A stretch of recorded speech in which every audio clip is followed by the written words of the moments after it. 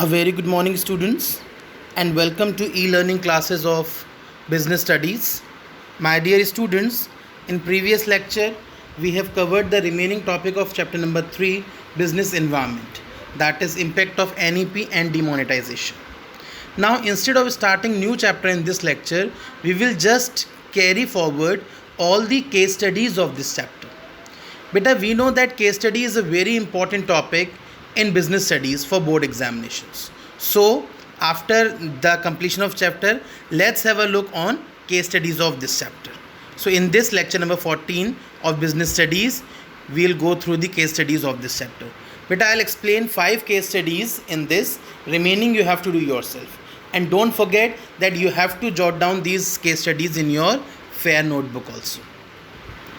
So what are the type of questions can come in case studies? जैसे question है, with changes in the consumption habits of people, Nilesh, who was running a sweet shop, shifted to the chocolate business. On the eve of Diwali, he offered chocolates in attractive packages at reasonable price. He anticipated huge demand and created a website, Chocolove. लोगों की consumption habits को देखते हुए नीलेश, जो कि एक मिठाई की दुकान चलाता था, उसने अपने बिज़नेस को चॉकलेट बिज़नेस में कन्वर्ट कर लिया और दिवाली की ईव पर उसने क्या किया, चॉकलेट्स को अट्रैक्टिव पैकेजेस में रीज़नेबल प्राइस पर सोल्ड आउट किया.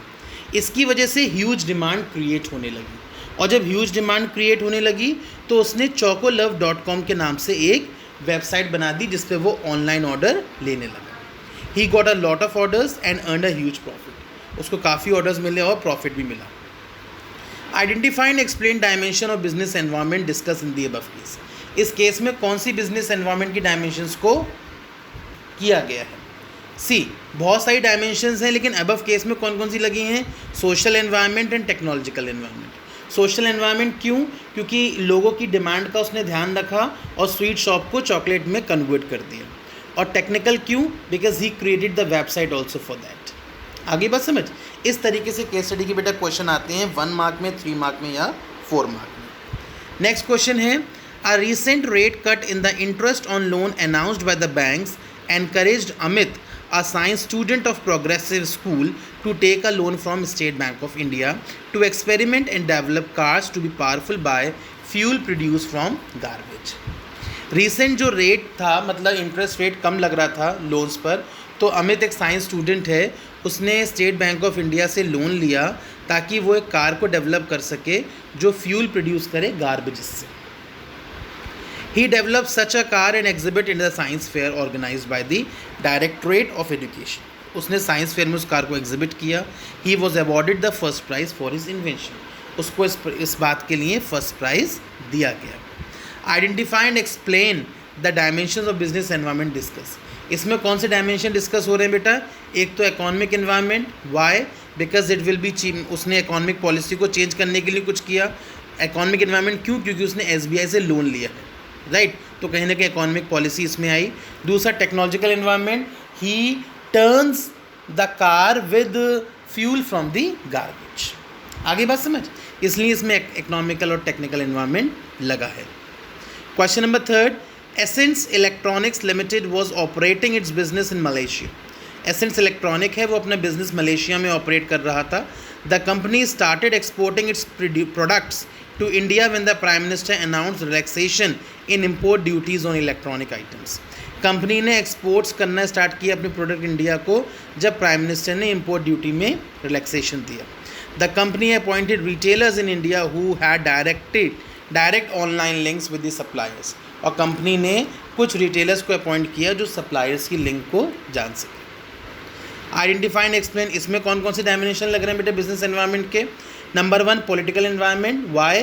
Because due to the relaxation in import duty by the prime minister, Malaysia ने उस ऑर्डर को फुलफिल किया. ये तो पॉलिटिकल एनवायरनमेंट का एग्जाम्पल हो गया. और टेक्नोलॉजिकल एनवायरनमेंट कैसे? Because with the help of, यहाँ देखिए लिखा हुआ है आपका, relaxation in import duties, business को उसने मलेशिया में स्टार्ट किया. ठीक है. Now question number 4, just after the declaration of the results of the Lok Sabha election 2009, जैसे ही 2009 के लोकसभा इलेक्शन के रिजल्ट्स डिक्लेयर हुए, the Bombay stock exchange price index that is Sensex rose by 2100 points in a day. 2100 points एक दिन में बढ़ गए. Identify the environmental factor leads to this rise. ये राइज किस एनवायरमेंटल फैक्टर की वजह से आया है? That is political environment has lead to the rise in Sensex. बिल्कुल सही बात है. Lok Sabha election is a cause of political environment और उसकी वजह से सेंसेक्स राइज हुआ, तो this is a cause of political environment. I think so that you are clear with the case studies. Now question number 5. The government of India is seriously thinking of allowing the oil marketing public sector undertakings to fix their own price for petrol and diesels. Government of India ने seriously इस बात को think किया कि जो oil marketing public sector undertakings हैं उनको एक प्राइस फिक्स करना चाहिए पेट्रोल और डीजल के लिए. Which economic reform is the reason for the change in government's policy. कौन सा इकोनॉमिक रिफॉर्म रीज़न है? प्राइवेटाइजेशन. कौन सा रीज़न है? एलपीजी पॉलिसीज पढ़ी ना, liberalisation, privatisation, globalisation. So privatisation क्या होता है बेटा?